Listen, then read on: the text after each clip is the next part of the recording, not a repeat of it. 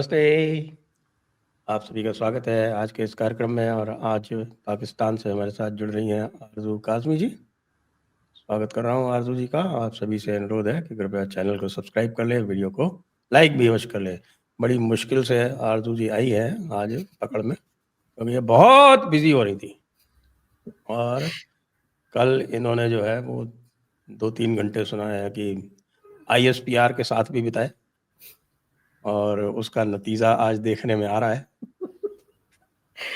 Sir घर में बिताए इनका उनके ट्वीट सर। बड़ा फेमस हो रहा है, जिसमें इन्होंने DGISPR की बात को आगे बढ़ाया।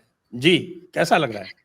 बहुत शुक्रिया सर, आपने इनवाइट किया। मैंने 2-3 घंटे जो है वो टीवी के सामने जो है वो गुजारे हैं, और वो प्रेस कॉन्फ्रेंस सुनने में तो आप कह सकते हैं कि मैंने 2 घंटे जो है वो बात सुनी उनकी। उसके बाद एज अ जर्नलिस्ट जाहिर है कि उधर पॉइंट्स लिखने थे तो मैंने लिख दिए। अब उसके ऊपर लोगों को शायद ये समझ आई कि वो मैं कह रही हूँ, वो मैं नहीं कह रही थी, वो मैं प्रेस कॉन्फ्रेंस में जो कुछ कहा गया था वो लिख रही थी। तो आपको तो पता है फिर लोग बस शुरू हो जाते हैं, तो हुए हुए थे। तो कोई बात नहीं सर, वो कहते हैं ना बड़े बड़े देशों पहली में बात ऐसी तो है बातें नहीं, होती रहती हैं। पहले भी आपने वो आरफा खानम के साथ में जो है वो हंसी ठिठोली की थी। वो उनको आपने इनवाइट किया था पाकिस्तान में परमानेंटली, तो वो गई नहीं वहाँ पे और सर उसके कोई उन्होंने तो ट्वीट मैसेज लगाई नहीं थी थे। ना कि सेकंड क्लास सिटीजन के तौर पे ट्रीट कर रहे हैं, प्रॉब्लम्स हैं। तो मैंने कहा कि चलो किसी की मदद करनी चाहिए। मैंने कहा यहाँ आ जाइए, तो उन्होंने मुझे जवाब ही नहीं दिया। पता नहीं क्या सोच रही हैं। जवाब तो बहुत सारे लोगों ने दिया, मैंने भी दिया था। मगर मैंने कहा था मगर भाई सर, खाली आरफा खानम पे आपकी इतनी मेहरबानी क्यों है? यहाँ तो बहुत सारे लोग हैं, करोड़ों लोग हैं जो जाना चाहते हैं। लेकिन सर उन्होंने तो ट्विटर के ऊपर लिखा था ना कि वो परेशान है और उनको सेकंड क्लास सिटीजन के तौर पे मुस्लिम्स को ले रहे हैं, तो इसलिए मैंने उनको लिखा था। लेकिन आरफा खानम ने तो मुझे कोई रिप्लाई नहीं दिया। एक बार दिया था उन्होंने, काफी पहले एक बार, के आप कौन खामखा, तो वो भी एक चीज बन गई थी, लोगों ने मेरा नाम ही खामखा रख दिया था। तो ये भी हो चुका है। नहीं तो खामखा तो बहुत कुछ हो रहा है वैसे। तो DGISPR साहब ने जो है वो पूरी तरह से कह दिया कि भारत करवा रहा है, हम्म। लेकिन जब शुरू हुआ था तब तो कह रहे थे अफगानिस्तान करवा रहा है। बीच में ये चेंज ऑफ माइंड ये लास्ट में क्यों हो गया? वैसे अभी भी पता नहीं चला है कि वो ऑपरेशन ख़त्म हुआ है या नहीं हुआ है। बलोच वाले तो फोटो पे फोटो डाले जा रही हैं कि साहब ये देखिए, ये हमारे कब्जे में, ये हमारे कब्जे में, और साहब हमने इतने ख़त्म कर दिए, इतने मार दिए, इतने पीट दिए। तो क्या क्या चल रहा है? सर बात यही है कि जो उनकी कल प्रेस कॉन्फ्रेंस थी उसमें कई चीजें ऐसी थी जिसके ऊपर जाहिर है कि लोग ऑब्जेक्शन कर रहे हैं, और लोगों का कहना ये है कि उनकी बात का भरोसा नहीं हो रहा। जाहिर है कि BLA की तरफ से कुछ और स्टेटमेंट आ रही है, यहाँ से कुछ और स्टेटमेंट चल रही है। साथ ही साथ उन्होंने जो फिगर बताई थी 440 के करीब, उन्होंने कहा कि लोग थे, जिसमें से 339 जो है वो हमने रेस्क्यू कर लिए। तो 101 कहाँ गए? तो उस पर उनका कहना था जी कुछ लोग जो है वो रास्ते में उतर गए, कुछ ट्रेन में चढ़े ही नहीं। मतलब वो जिन्होंने टिकट बुक कराया था, तो सर अब ऐसी किस्म की बातें आजकल के जमाने में कौन एक्सेप्ट करता है? तो उसके साथ साथ उन्होंने कहा कि जी जो लोग मारे गए, जिनकी जानें गई, वो हमारे पहुंचने से पहले मारे गए थे, हमारे पहुंचने के बाद किसी की जान नहीं गई, ये भी उनका कहना था। और तमाम टेररिस्ट या तमाम BLA या जो भी कहिए उनको मार दिया गया, ये क्लेम भी किया जा रहा था कि जी बड़ा सक्सेसफुल रहा। प्रेस कॉन्फ्रेंस में उनकी कई चीजें थी, जिसमें आपने देखा होगा कि सरफराज बुख्ती साहब जो चीफ मिनिस्टर हैं वो भी मौजूद थे। मिसिंग पर्सनस का इशू उठाया गया कि जी बलूचिस्तान में बहुत है और लोग कहते हैं कि जी इस वजह से भी बहुत ज्यादा लोग परेशान है। उस पर उनका कहना था पूरी दुनिया में ऐसी कौन सी खास बात है, पूरी दुनिया में अच्छा। मिसिंग पर्सनस का होता है, तो कोई कोई खास बात नहीं है। ओ, तो DGISPR साहब का कहना था कि कहाँ दुनिया में जो है वो लोग अगर मिसिंग पर्सन में हो तो उनको ये कहा जाता है कि फौज का नाम लिया जाता है। तो भाई पाकिस्तान में ही तो फौज उठा के ले जाती है, एजेंसी उठा के, बाकी दुनिया में तो नहीं होता। और जहां तक पूरी दुनिया की बात की चीफ मिनिस्टर साहब ने, तो मैं उनको ये बता दूं कि पाकिस्तान दूसरे नंबर पर है मिसिंग पर्सन में। जहां पे मिसिंग पर्सन का इशू होता है दूसरे नंबर पर है हम। वैसे आजकल तो हम हर पहला जगह कौन दूसरे है? नंबर पर है। पहला कौन है? श्रीलंका शायद है, पहला शायद श्रीलंका या कुछ है। उसके बाद दूसरे नंबर पे पाकिस्तान है, और अगर यही हालात रहे तो हम पहले नंबर पर भी आ जाएंगे। तो उनकी तो प्रेस कॉन्फ्रेंस टेररिज्म में, में भी पाकिस्तान दूसरे नंबर पे? सर टेरर इंडेक्स में भी, हाँ टेरर इंडेक्स में भी दूसरे नंबर पर है। पहले नंबर पे कोई अफ्रीकन कंट्री है, जी बुर्किना फासो। हाँ, अजीब सा नाम है उसका, बिल्कुल ऐसा ही है। तो साहब कुछ पता चल रहा है? क्योंकि हम तो सही बात जो है या तो ट्विटर से पता चलती है, बीएलए के स्टेटमेंट्स आते हैं, बाकी बीबीसी ने आपकी ज़रूर ऐसी-तैसी कर रखी है, वो सारी की सारी बातें जो आईएसपीआर कह रहा है उसके बिल्कुल ठीक मुख्तलिफ जो है उठा के और वो चला दे रहे हैं, तरह-तरह के इंटरव्यूज़, और उसमें सारी बातें गलत साबित हो जा रही। देखिए सर, प्रॉब्लम तो यही है ना कि जो उनकी प्रेस कॉन्फ्रेंस थी उसमें बहुत सी बातें ऐसी थी जो लोगों को समझ में नहीं आ रही थी, या जो लोग कह रहे थे कि ये ठीक नहीं लग रही। दूसरी तरफ से बीएलए की स्टेटमेंट्स जो आ रही हैं, और सबसे बड़ी बात जो इन्होंने कहा कि 339 लोग जो है वो हमने बचा लिए, तो 101 कहाँ गए? चलो उसमें से मान लिया हमने कि 21 जो थे उनकी जानें चली गई, बाकी 80 कहाँ गए? अब उसमें से ये कहना कि कुछ तो ट्रेन में बैठे ही नहीं, कुछ उतर गए, कोई यहाँ चले गए, कोई वहां चले गए, तो इनकी बहुत सी चीजें ऐसी थी जिसमें कि इनको खुद सोचना चाहिए कि ये क्या स्टेटमेंट दे रहे हैं। और ऐसे कैसे सर 2-3 दिन के अंदर अंदर पूरा ऑपरेशन करके और सब कुछ सही हो गया? क्योंकि अभी तक लोगों को यकीन नहीं है कि जितने लोगों को पकड़ा गया था बलूचिस्तान में, वो सब के सब वापस आ गए। अब इसका स्टेटमेंट कौन देगा? एक तरफ वीडियोस चल रही हैं जिसमें लोग जो है वो फौज का शुक्रिया अदा कर रहे हैं, जो टीवी चैनल वाले दिखा रहे हैं। दूसरी तरफ सोशल मीडिया पे जो वीडियोस आ रही हैं वो भी पाकिस्तानी ही हैं, वो भी उसी ट्रेन के लोग हैं, वो कह रहे हैं कि हमें तो बीएलए ने खुद छोड़ दिया था। तो अब दोनों तरह की स्टेटमेंट चल रही है, तो अब किसके बात का भरोसा किया जाए? तो यहाँ पर ये प्रॉब्लम भी है। क्योंकि ये जो शुरू हुआ था ये, उसके तुरंत बाद जो पहली प्रेस रिलीज आई थी, पहली प्रेस रिलीज में ये बीएलए ने कहा था कि भाई हमने औरतों, बच्चों को और बूढ़ों को और इस तरह के लोगों को छोड़ दिया है, और उन्होंने उसका नंबर भी दिया था कि मोर देन 200 को उन्होंने छोड़ दिया। और जो उन्होंने जो स्टेटमेंट्स दिए हैं वो कंसिस्टेंट है। पाकिस्तान आर्मी के स्टेटमेंट्स यानी आईएसपीआर के स्टेटमेंट्स बिल्कुल कंसिस्टेंट नहीं है। कोई सिविलियन एडमिनिस्ट्रेशन की तरफ से तो एक सरफराज बुख्ती साहब का स्टेटमेंट आया था कि साहब हमारे भी बहुत सारे लोग उसमें फंसे हुए हैं, इसका क्या मतलब है? बाद में जो है वो पलट गए, अब उसको ओन अप नहीं कर रहे। तो फिर तो यही, फिर लोग तो यही मतलब निकालेंगे ना कि साहब कि बीएलए तो सच कह रहा है, पर ये लोग झूठ बोल रहे हैं। अब आप कह रहे हैं कि साहब 2 घंटे 3 घंटे 2 घंटे 3 घंटे क्या कर रहे थे प्रेस कॉन्फ्रेंस में? सर 2 घंटे तक तो मैंने देखी, उसके बाद बस मेरा सब्र जवाब दे गया तो मैं हट गई। लेकिन ये कि वो यही था कि कभी चीफ मिनिस्टर साहब बात करते थे, कभी डीजीआईएसपीआर कर रहे थे, फिर क्वेश्चंस ले रहे थे। वो सामने जो मीडिया बैठा हुआ था उससे सवाल ले रहे थे और उसके बाद जवाब देते। साथ उनका ये भी कहना था कि इंडियन मीडिया जो है प्रोपेगेंडा कर रहा है और इंडियन मीडिया जो है वो गलत फुटेजेस दिखा रहा है। ये भी उन्होंने कहा। चले मान लिया फुटेजेस हो सकती हैं, किसी ने गलत दिखा दिया, किसी एक आध चैनल ने, लेकिन जो बात हो रही थी वो तो गलत नहीं हो रही थी ना। वो तो यही बात हो रही थी कि वहां पर जो कुछ हो रहा था बलूचिस्तान में ट्रेन के उसके हाईजैक के बाद, उस पर ही बात हो रही थी, वो तो गलत नहीं थी। साथ उन्होंने कुलभूषण जाधव की वीडियो दिखाई। उनका कहना था कि जी ये देखें, ये हमने बलूचिस्तान से जो है भारत का जो है वो पकड़ा, जासूस पकड़ा था, और उसकी स्टेटमेंट वो सुनवा रहे थे। उसके बाद कई स्टेटमेंट आपके कुछ पॉलिटिशियंस की बता रहे थे जिसमें वो ये कह रहे थे कि अगर पाकिस्तान हमारी आंखें गड़बड़ करेगा तो हम भी छोड़ेंगे नहीं। लेकिन वो स्टेटमेंट्स थी, प्रूफ नहीं थे। इन्होंने कोई चीज ऐसी दिखानी चाहिए थी ना कि अगर कोई पाकिस्तान में से इन्हें कोई हथियार मिला होता, कोई करेंसी मिली होती, कोई और चीज मिली होती। ये सिर्फ एलिगेशन लगा रहे थे भारत के ऊपर, और जाहिर और कह ये रहे थे कि भारत जो है वो अफगानिस्तान के थ्रू करवा रहा है टेररिज्म। ये भी इनका एलिगेशन था। अब ये पूरा आधे से ज्यादा जो इनकी प्रेस कॉन्फ्रेंस थी वो इसी तरह की एलिगेशंस के ऊपर थी, जिसका इन्होंने कोई प्रूफ नहीं दिया। कोई सबूत दें तो हम भी पाकिस्तानी हैं, हम भी कहेंगे हाँ भाई बड़ा भारत ने गलत कर दिया। लेकिन आपके पास सबूत कोई नहीं है, आप सिर्फ एलिगेशन पे एलिगेशन लगा रहे। कह रहे थे कि जी भारतीय मीडिया और कई जगह पे लोग जो हैं वो कह रहे हैं कि इंटेलिजेंस फेलियर है। तो ये इंटेलिजेंस फेलियर भी नहीं है। अब सर मुझे बताएं इंटेलिजेंस फेलियर और क्या होता है? मतलब इनको पता ही नहीं लगा इतना बड़ा अटैक हो गया। उससे पहले जो एपीएस स्कूल का अटैक था वो इन्हें पता नहीं लगा। फिर 10 साल उसामा बिन लादेन यहाँ बैठा रहा, इनको पता नहीं लगा। तो इंटेलिजेंस फेलियर और किसको कहते हैं? हो सकता है मुझे ना पता हो, या किसी और चीज को इंटेलिजेंस फेलियर कहा जाता है। बीएलए ने नाकाम हमला किया बकौल इनके, और इन्होंने कामयाब ऑपरेशन कर दिया। मतलब कुछ समझ नहीं आ रही है कि चल क्या रहा है। कि मतलब उनका ऑपरेशन जो था जिसमें बकौल इनके उन्होंने 21 लोगों को मार दिया, 440 लोगों को उन्होंने हाईजैक कर लिया, ट्रेन इनकी उड़ा दी, सब कुछ कर दिया, वो एक नाकाम हमला था। लेकिन ये पहुंच गए, इन्होंने सब कुछ सक्सेसफुली कर लिया। तो मेरा ख्याल है कुछ अपने आप को छुपाने की, कुछ बचाने की कोशिश की जा रही है, क्योंकि डेफिनेटली पब्लिक जो है वो बोल रही है। और ये भी कहा गया है जो जो बोलेगा हम उसको भी पकड़ लेंगे। भाई उनको क्यों पकड़ लेंगे? आप अपने आप को सही कीजिए, अपनी चीजों को ठीक कीजिए, और फिर उसके बाद बात कीजिए। जब आप स्टेटमेंट ही गलत देंगे तो लोग तो बोलेंगे।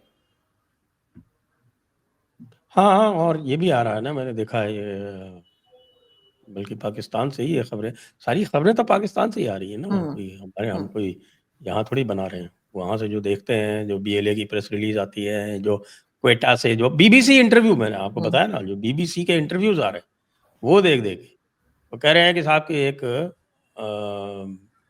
नॉन स्पेसिफिक इंटेलिजेंस इनपुट था, लेकिन उसमें ये नहीं बताया था कि साहब की ये किस एरिया में होगा। वो जो एरिया है क्या है, मशक है, मकशप, मकशप, जहाँ पे वो ये एक्शन हुआ है, उसका नाम नहीं था। बोलान का एरिया लिखा था। तो अरे भाई, बोलान का एरिया था, एक बार आपका मच में एक बार ये लोग कर चुके हैं, इन्होंने मच को लिबरेट करा के रखा था 72 आवर्स। तो आपको ध्यान नहीं है? या फिर वहाँ भी जो है वो इंटेलिजेंस वाले आपस में बात नहीं करते? सर यही तो बात है ना कि इन्होंने बगैर बातचीत किए, बगैर किसी चीज के इन्होंने स्टेटमेंट इन्होंने दे दी। अब जब ये गलत स्टेटमेंट देंगे तो इनका क्या ख्याल है कि अभी 2025 के जमाने में जहां पर सोशल मीडिया का दौर है, वहां पर जो है वो आप बातें छुपा लेंगे। इंटरनेशनल मीडिया ने इस न्यूज को दिया है, पूरा दिन 2 से 3 दिन भारत का मीडिया जो है वो भी इसके ऊपर करता रहा है, और बीबीसी हो, सीएनएन हो, कई जगह से न्यूज चली है। किस किस को रोकेंगे? लेकिन बात सारी ये कि ये अपनी गलती नहीं मानते ना। प्रॉब्लम तो इनका सबसे बड़ा यही है कि ये अपनी गलती को नहीं मान रहे। अब इनका ये कहना था मिसिंग पर्सन पे, जी बहुत से लोग जो हैं वो किसी दूसरी कंट्री जाने की कोशिश करते हैं तो रास्ते में मर जाते हैं, डूब जाते हैं, कुछ हो जाता है, वो मिसिंग पर्सन में चले। मतलब आपको एहसास नहीं है कि मिसिंग पर्सन का कितना बड़ा इश्यू है, और आप उसको मतलब आप ऐसे हल्के में बता रहे हैं कि जी ऐसा हो जाता है तो वैसा हो जाता है, कहानियां सुना रहे हैं बैठकर। तो वो जो चीफ मिनिस्टर साहब हैं वो भी जैसे कहते हैं ना गुड फॉर नथिंग टाइप की चीज है। वो अपने ही प्रोविंस के लिए किसी काम के नहीं है। वो भी मेरे ख्याल है कोई कह सुनकर ही चीफ मिनिस्टर लग गए, वरना अगर कोई बलूचिस्तान का ही रहने वाला हो। और आपने तो देखा कि सरदार अख्तर खान मैंगल साहब ने जिस तरीके से ट्वीट किया और बात की कि मैं तो कब से कह रहा हूं कि बलूचिस्तान की हालत खराब है। मुस्तफा नवाज खोकर जो कि कह लीजिए कि बहुत प्रोमिनेंट पॉलिटिशियन है, असेंबली के अंदर भी रह चुके हैं पीपल्स पार्टी की तरफ से, उन्होंने भी कहा कि बलूचिस्तान में गलत हो रहा है जो जो इस वक्त फौज और गवर्नमेंट कर रही है। उसके बाद बिलावल भुट्टो ने तो कल कहा है, वो तो फॉरेन मिनिस्टर रह चुके हैं, उन्होंने कहा बलूचिस्तान के लोग अपने जीने का हक मांग रहे हैं। तो आप किस किस को रोकेंगे? लोग तो बात कर रहे हैं यहाँ पे। हाँ ना, बात बिल्कुल ठीक है इसकी। और अच्छा, ये आज से नहीं चल रहा, कितनी बार हो चुका है। आप देखें कि पहले वो बसों से निकाल के मारे थे, उसके बाद लगातार पहले कलात के पास उसी रोड पे, यानी जो आपके जो क्वेटा कराची रोड है, उस पे 2 ऑपरेशन ये बीएलए कर चुका है। तुर्बत में कर चुका है, ग्वादर में कर चुका है, कराची में कर चुका है। सबका उसने ओनरशिप लिया है, और जो भी ज़्यादातर बताए हैं वो सब जो है वो बात उसकी सही निकली है। तो नेचुरली उसकी क्रेडिबिलिटी इस ऑपरेशन के मुतालिक ज़्यादा होगी। एक बात ये होती है। दूसरी बात ये है कि अगर आपने 339 छुड़ा लिए और 101 उतर के चले गए, तो वो जो 200 कॉफिन्स थी जो लोड की जा रही थी, वो किस लिए की जा रही थी? सर हो सकता है स्कीम चल रही हो एक के साथ एक फ्री, तो इसलिए उन्होंने कहा। सर मैं क्या बोलूं, हमारे लोग इस चीज में सर बड़े सेंसिटिव है। कहीं पे कोई सेल वेल लगी हो ना तो जल्दी पहुंच जाते हैं। तो हो सकता है सर उन्होंने कहा कि ऐसा तो होता ही रहता है, तो एक खट्टे ज्यादा ही ले लो तो क्या पता सस्ता मिल रहा हो। आप लोग भी ना हर चीज को पकड़ के बैठ जाते हैं इंडिया में। भाई मैं क्या करूं? तो अभी बीबीसी ने चलाई थी खबर। अब बीबीसी को आप लोग कुछ कहते भी नहीं हो, इंडिया के ऊपर जो है वो सवार हो जाते होगे साहब, इंडिया वाले नहीं चल तो सब सर हो गड़बड़। सकता है ना भाई, इतनी दूर इन्हें बलूचिस्तान में ले जाना था, उन्होंने कहा और वक्त भी अटैक करता रहता है, कभी टीटीपी के साथ भी हाथ मिला लिए और बाकी ऑर्गेनाइजेशन भी साथ मिल गई हैं। तो अभी ये तो सिलसिला चलता ही रहेगा। तो उन्होंने कहा होगा चलो ज्यादा भेज देते हैं, बार बार आने जाने का खर्चा बचेगा, कुछ ना कुछ तो सोचा ही होगा ना सर। वैसे हमारी इकोनॉमी आजकल ठीक नहीं चल रही, आप लोग हर बात को लेके बस बैठ जाते हैं, ये बहुत बुरी आदत है। इसीलिए DGISPR आप लोगों को कह रहे थे कि कहीं ना कहीं नहीं आप है, लोगों का हाथ है। इंडिया जो है ये सोशल मीडिया के मीडियम को यूज करके और पूरा पाकिस्तान को अनस्टेबल कर रहा है, ये मतलब है इनका DGISPR का। लेकिन वो जो TTP वाले कर रहे हैं वो क्या है, उन्होंने तो साथ साथ और ऑपरेशन कर दिए 2 साउथ वजीरिस्तान में। सर देखें, यहाँ पर मैं तो यही कहूंगी कि जो पॉलिसीज हैं वो सही नहीं है, बल्कि पॉलिसी है क्या, मुझे तो यही समझ नहीं आ रही कि पाकिस्तान की पॉलिसी क्या है बलूचिस्तान को लेकर पॉलिसी मैं या फिर बताऊं क्या, मैं KPK बता को। सकता हूँ। पॉलिसी ये है कि हर इश्यू को प्रोपेगेंडा के थ्रू मैनेज करो। हम्म मगर ऐसे मैनेज नहीं होगा सर। इन्हें जब डॉक्टर मारंग बलोच आई थी इस्लामाबाद, और उनके साथ जो सलूक किया गया था, जिस तरीके से टॉर्चर किया गया, पानी फेंका गया, क्या कुछ हरकतें की गई थी, अगर उसके बजाय वो, जबकि वो ये नहीं कह रही है कि अलग होना है, वो सिर्फ कह रही है कि मिसिंग पर्सनस का इशू जो है वो सॉल्व होना चाहिए। उस पर इनको चाहिए कि ये डॉक्टर मारंग बलोच और जितने दूसरे लोग हैं जो बात किया करते हैं उनको बिठाएं, डायलॉग करें BLA के साथ भी, और बाकी KPK के साइड पे जो हो रहा है उधर भी डायलॉग करें और इस चीज को रोकें।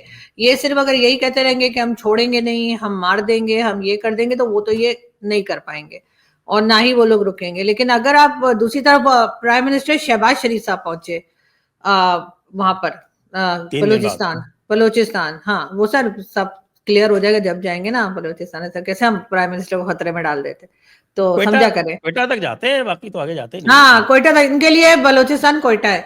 और वहां जाकर उन्होंने किया क्या कि उन्होंने कहा कि लैपटॉप स्कीम उनकी एक पंजाब में चला करती है, वही है, वो वहां पे अनाउंस करके आ गए। तो एक क्लिप मुझे मिला था, बड़ा अच्छा साहब ने बोला, मैंने ट्विटर पे शेयर भी किया है, कि भाई आप उसके बजाय अगर उनके राइट्स उनको दे दें, बलूचिस्तान वालों को, जो वहां से जो आपको मिनरल, सोना, चांदी, जो चीजें, जो रिसोर्सेज मिलते हैं उनको दे दें, तो वहां की यूथ जो है वो इतना आगे चली जाएगी कि वो ना सिर्फ अपने लैपटॉप ले लेगी, बल्कि पंजाब में भी लैपटॉप बांट देगी, बल्कि iPhone 16 दे देगी, इतना पैसा है वहां पे।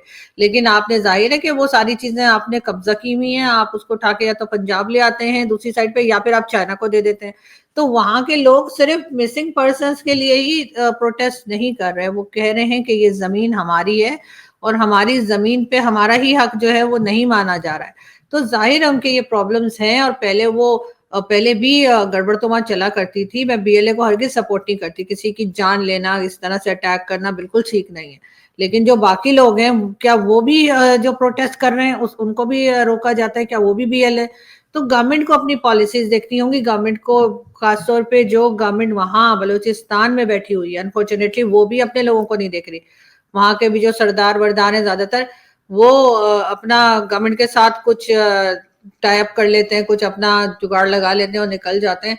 तो इस तरीके से मुझे नहीं लगता कि ये जो सिचुएशन है ये इनके काबू में आएगी, ये बिगड़ती जाएगी। आपको तो याद है, आपने तो शो भी किया था, मौलाना फजलुर रहमान ने जो स्टेटमेंट दी थी कि 5 से 7 जो डिस्ट्रिक्ट हैं वो अलहदा होने को बैठे हैं। तो कई लोगों ने, जो बाद में मैंने शोज वोज देखे और लोगों ने जो कहा, उन्होंने कहा मौलाना साहब गलत, मतलब गलत ऐसे बता रहे हैं कि वो नंबर गलत बता रहे हैं। इससे कहीं ज्यादा डिस्ट्रिक्ट है जहां पर के इस वक्त प्रॉब्लम है बलूचिस्तान में। लेकिन जाहिर है कि नहीं देखा जा रहा, और हर चीज अगर आप भारत पे डाल देंगे, हर चीज आप अफगानिस्तान पे डाल देंगे, तो आप क्या कर रहे हैं? मतलब ठीक है, मान लिया मैंने कि अफगानिस्तान कर रहा है, लेकिन फिर आप किस लिए, आप किस मर्ज की दवा है, आप वहां पे क्या कर रहे हैं? हर जगह जगह पे तो आपने चेक पोस्ट बनाई हुई है, वहां पे सुना है लोग आ जा भी नहीं सकते, मीडिया भी इतना फ्रीली नहीं जा सकता, आपको पता है। हम लोग भी यहीं से हो, चाहे लाहौर के हों, चाहे कराची के हों, चाहे इस्लामाबाद या पाकिस्तान के किसी एरिया के जर्नलिस्ट हों, वहां जाना अवॉइड ही करते हैं कि भाई ये वहां पे परेशान करेंगे, तंग करेंगे, तो आप वहां से खबर बाहर नहीं आने दे रहे। और उसके बाद आप चाहते हैं कि वो लोग प्रोटेस्ट भी ना करें, तो अब तो वो कर रहे हैं सर प्रोटेस्ट। ना सिर्फ ये, बल्कि वहां की लेडीज भी बाहर निकल आएंगे, तो अब ये कैसे रोकेंगे? वो मैं, जो मौलाना डीजल ने जो बात कही थी उसको मैं चेक कर रहा था, तो मैंने बलूचिस्तान का district map, division map check किया, तो मुझे पता चला कि बलूचिस्तान में 8 डिवीज़न है। 8 डिवीज़न में ऊपर से चले तो शोब है पहला, जो आपके वजीरिस्तान के साथ जिसका बॉर्डर लगता है। उसके बाद लोरीलाई है जिसमें चमन पड़ता है। फिर क्वेटा है और सीबी है, और ये जो बोलान वाला जो एरिया है वो जाफराबाद डिवीजन ये पड़ता है। और उसके बाद जो मेन बलोच एरिया है वो है कलात, रक्षान और मकरान। तो ये रक्षान और मकरान जो है ये आपका जो ईरान से बॉर्डर लगता है, ये वाले जो है ये बड़े एरियाज है, ये तीनों बहुत बड़े बड़े डिवीजन। तो ये जो तीन हैं, रक्षान और मकरान और कलात, इसमें तो पाकिस्तान और पाकिस्तान की अथॉरिटी लगभग पूरी तरह से समाप्त हो चुकी है, पूरी तरह से ख़त्म हो चुकी है। और अब ये जो एरिया थे जहाँ पर बलोच जो है वो इसमें पख्तून भी हैं काफ़ी, जो बाकी 5 डिविजन्स हैं, तो अब इन्होंने ये जो एक्शन लिया है ये जाफराबाद डिवीजन में लिया, जो कच्ची बोलान डिस्ट्रिक्ट है उसके अंदर। तो अब इस पे और सीबी पे भी ये इन लोगों ने जो है वो घात लगानी शुरू कर दी है, तो और भी आगे बढ़ रहे हैं ये तो पाकिस्तान की अथॉरिटी तो और भी कम होती जा रही है, बजाय इसके कि जो पूरा जो डेजर्ट टाइप का जो एरिया है, यानी कि ये जो मकरान, रक्षान और आपका कलात, इसको ये सिक्योर करें। ये तो अब जफराबाद में भी पीछे हट गए, क्वेटा में मस्तुंग तक तो ये लोग पहुंच ही गए हैं। मस्तुंग तो बिल्कुल क्वेटा में ही आता है, क्वेटा के पास ही है। लेकिन सर अगर ये सारा दिन बैठकर सोशल मीडिया कंट्रोल करते रहेंगे एजेंसी वाले और फोर्सेस के लोग, और सारा दिन लोगों की वीडियोस बनाते रहेंगे, ऑडियो टेप करते रहेंगे, और कभी फॉरेन पॉलिसी में बैठे हैं तो कभी इकोनॉमी देख रहे हैं, तो कभी जाके कंट्रीज के जो आए हैं, चाहे वो प्रेसिडेंट हो या प्राइम मिनिस्टर हो, उनके साथ मिल रहे हैं, तो ये अपना काम कब करेंगे? अपना काम तो कर ही नहीं रहे। अगर ये अपना काम कर रहे होते तो बीएलए पहले तो हमने इतनी स्ट्रांग नहीं देखी जितनी अब है। उसका रीजन यही है कि ये अपना काम कुछ कर ही नहीं रहे, उसके वजह सारा दिन बैठकर सोशल मीडिया कंट्रोल करते रहते हैं कि भाई आप अपनी हरकतें सही कर लें, लोग आपको बुरा भला कहना छोड़ देंगे, खत्म होगी बात। लेकिन अगर आप अपनी हरकतें सही नहीं करेंगे और आप मुसलसल जो है वो यही करते रहेंगे कि आप हर चीज में इंटरफेयर कर रहे हैं, लेकिन आप कह रहे हैं कि जी हम तो किसी चीज में इंटरफेयर करते ही नहीं, तो यहाँ पे मतलब दुनिया में लोग देख रहे हैं, क्या सब लोगों का दिमाग खराब है कि हिला हुआ है कि उनको समझ में नहीं आ रहा कि क्या हो रहा है यहाँ पर। ये पूरा दिन इमरान खान कंट्रोल करने में लगे रहते हैं और इमरान खान इनके काबू नहीं आ रहे, सारा दिन ये बैठ के मारंग बलोच के पीछे लगे रहते हैं, मारंग बलोच इनके काबू नहीं आ रही। तो भाई आप जब आप अपना काम करेंगे तभी सिक्योरिटी का काम है ना इनका, ये सिक्योरिटी का काम कहाँ कर रहे हैं? ये यही होता है, कुछ दिन के बाद जाते हैं और फिर जाकर अभी तो आप देखिएगा कि अभी तो ये अमेरिका से भी पैसा मांग लेंगे कि जी हम तो दूसरे नंबर पर आ गए टेरर इंडेक्स में, तो अब हमें पैसा दो कि हम इस टेरर से निकल सकें। अमेरिका को तो जैसे हम फिर पहुंच जाएंगे वहां पर उनसे कोई ना कोई फंड लेने के लिए। तो जब आपकी पॉलिसी ही यही है कि आपने हर चीज में से पैसा कहीं से निकाल लेना है अमेरिका से और बाकी कंट्री से, तो फिर जाहिर है आपकी अपनी कंट्री का तो इसी तरीके से बैंड बजा रहेगा। अब तो अमेरिका ने ये भी कहना शुरू कर दिया कि ये वो ट्रैवल बैन लगा रहे हैं, तो उसमें अफगानिस्तान के साथ पाकिस्तान का नाम भी है। लेकिन अभी तो आपने देखा ना कि वो हमारे जो एक एम्बेसडर साहब गए थे उनको भी उन्होंने रोक दिया था। तो सिचुएशन काफी खराब है, लेकिन ये वो साहब क्या कर रहे थे वहां पे और क्यों रोका उनको? सर अभी तक मुझे तो कोई खास डिटेल्स आई नहीं है, लेकिन ये कहा जा रहा है उनके डॉक्यूमेंट्स वगैरह सब पूरे थे फिर भी उनको रोक दिया। अब क्यों रोका पता नहीं, हो सकता है कि कुछ डॉक्यूमेंट्स में कोई चीज कम हो, वैसे तो बताया यही जा रहा है कि डॉक्यूमेंट्स सारे थे। और ये हमारे अपने मीडिया की रिपोर्ट है, ये ऐसा नहीं है कि किसी और कंट्री के मीडिया ने रिपोर्ट की हो, पाकिस्तान के अपने मीडिया ने। जब आपके हालात ये हो जाते हैं तो आपको डेफिनेटली आपके यहाँ जिस तरीके से टेररिज्म हो रही है और बढ़ती जा रही है, कौन आएगा यहाँ पे? जो हमारे प्राइम मिनिस्टर कहते हैं कि जी दूसरी कंट्रीज आएंगी यहाँ पे आके इन्वेस्टमेंट करने के लिए या बात करने के लिए, लेकिन जाहिर है टूरिज्म के लिए आएंगे। अब सोचें जरा, यहाँ टूरिज्म के लिए आएंगे, मतलब ये लोग पता नहीं कौन सी दुनिया में रहते हैं कि यहाँ पर जो कुछ हो रहा है उसके बाद इनको लगता है लोग यहाँ टूरिज्म के लिए आएंगे। लेकिन जो सिक्योरिटी का मामला है उसको देखने के बजाय बस सिर्फ मैं कोई इमरान खान की फैन नहीं हूँ, मुझे इमरान खान बिल्कुल नहीं पसंद, और जितना मैंने क्रिटिसाइज किया इमरान खान को शायद ही किसी ने किया होगा, लेकिन इमरान खान के पीछे लगे हुए कि किसी तरीके से इमरान खान को अंदर रखें। और ये लोग जो हैं अगर कोई इमरान खान को सपोर्ट कर रहा है तो उसको पकड़ते रहें, तो जाहिर है जब आपकी प्रायोरिटीज ही गलत होंगी, आप अपने काम को देखेंगे ही नहीं, तो फिर आपकी कंट्री का यही हाल होगा जो इस वक्त है। ये लिस्ट मेरे सामने है, draft list of propose travel ban countries. इसमें आपको खुश होना चाहिए कि पाकिस्तान जो है वो रेड कैटेगरी में नहीं है। रेड कैटेगरी में Afghanistan, Bhutan, I am surprise, Bhutan, Cuba, Iran, Libya, North Korea, Somalia, Sudan, Syria, Venezuela और यमन, ये रेड कैटेगरी। ऑरेंज कैटेगरी में है Belarus, Eritrea, Haiti, Laos, Myanmar, Pakistan, Russia, Sierra Leone, South Sudan, Turkmenistan. खुश होना चाहिए, आप रशिया के बराबर आ गए।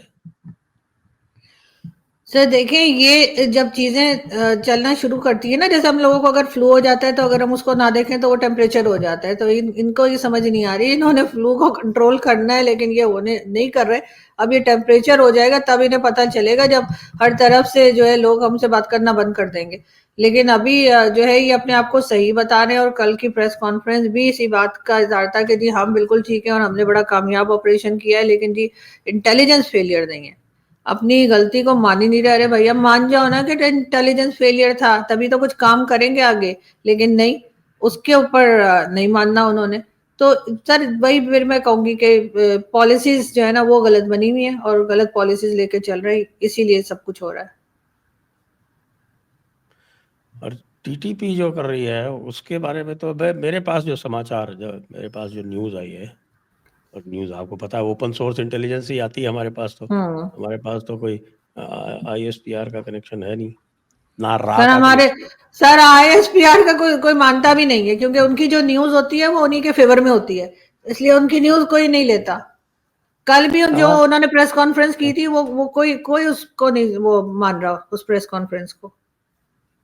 यानी हमारे पास रा का भी कनेक्शन नहीं है, ये ऑनेस्ट कन्वर्जन, ठीक है नो सर। रा कनेक्शन। तो अब हमारे पास तो उसी से न्यूज़ आती है। तो अब ये बता रहे हैं कि साहब कि ये जो अभी BRAS बना है, नया एक अम्ब्रेला प्लेटफॉर्म, और उसका और आपका इनका लिंकअप हो गया है TTP का, तो इनकी जो स्ट्रेंथ है वो बढ़ गई है।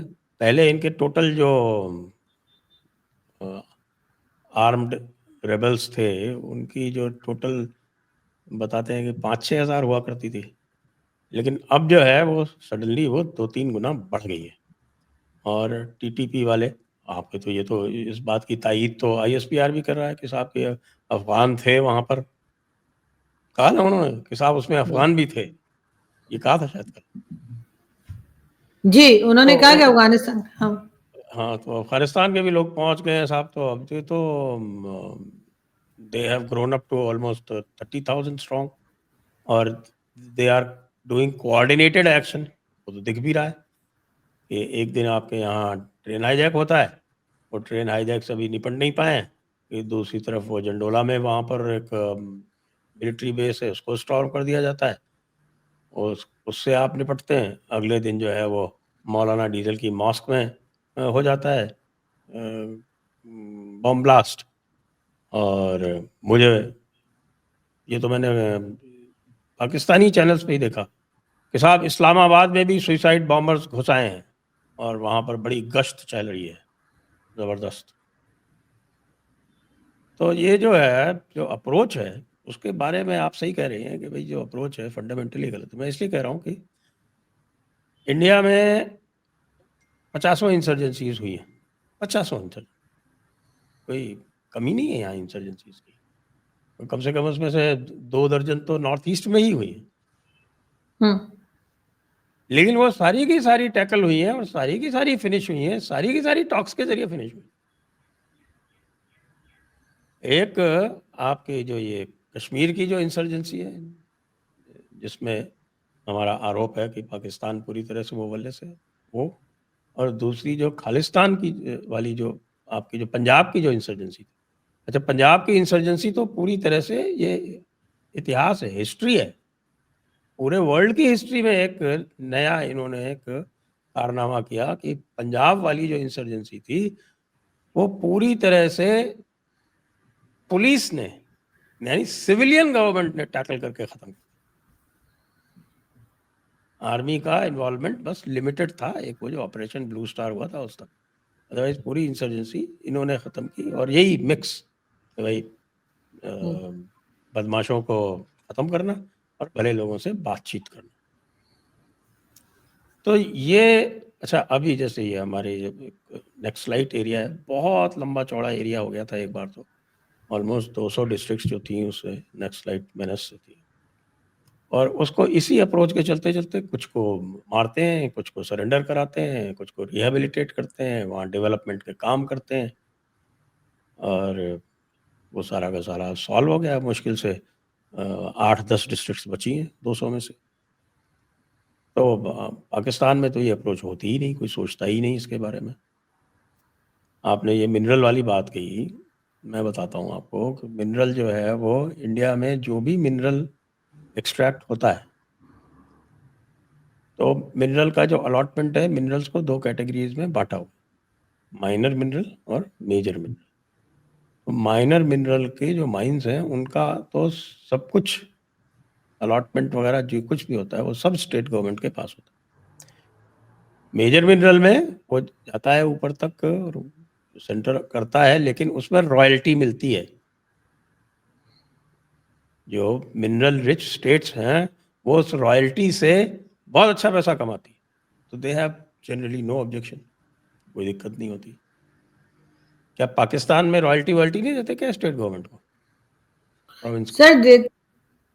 सर देते तो हैं, जैसे बलूचिस्तान के भी कई लोग जो हैं, आपको याद होगा कि वहां पे अक्सर एक जमाने में जो पाइपलाइन थी सुई गैस की, वो उड़ा दी जाती थी।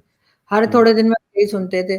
और फिर अकबर बुगटी साहब जो थे, वो वहां पे सब कुछ देखा करते थे और उनकी तरफ से डिमांड्स आया करती थी रॉयल्टी वगैरह की, जो वो मिला करती थी उन लोगों को।